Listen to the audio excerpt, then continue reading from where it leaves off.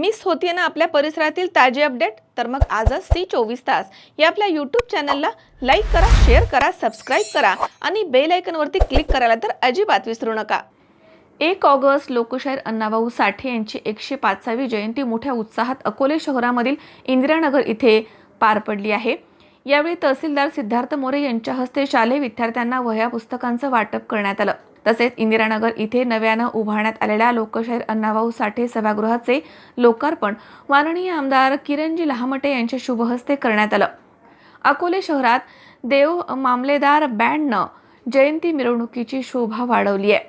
लोकशाहीर अण्णाभाऊ साठे यांच्या पुतळ्याची भव्य अशी मिरवणूक काढण्यात आली।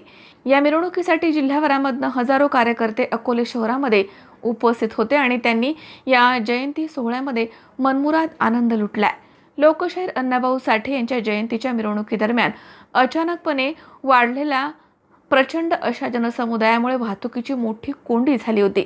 अकोले शहरामधील शासकीय विश्रामगृहापासून ते महात्मा फुले चौकापर्यंत तब्बल 4 ते 5 तास ट्रॅफिक जॅम झालं होतं।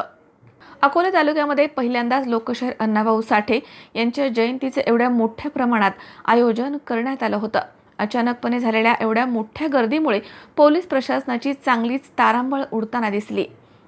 परंतु अकोले पोलीस स्टेशनचे पोलीस निरीक्षक मोहन बोरसे यांनी मोठ्या शिताफीनं आपल्या सर्व कर्मचाऱ्यांच्या साथीनं ही जयंती मिरवणूक निर्विघ्नपणे पार पाडली आहे। आमदार किरण लहामटे यांनी देखील या जयंतीच्या मिरवणूक सोहळ्यामध्ये तरुणांबरोबर देव मामलेदार बँडच्या तालावरती ठेका धरला। लोकशाहीर अण्णाभाऊ साठे यांना भारतरत्न मिळावा अशी मागणी यावेळी तमाम कार्यकर्त्यांच्या वतीनं करण्यात आली आहे। या जयंती उत्सवासाठी लोकशाहीर अण्णाभाऊ साठे प्रतिष्ठान इंदिरानगर येथील तरुणांनी अथक परिश्रम घेतले आणि हा सोहळा पार पाडलाय।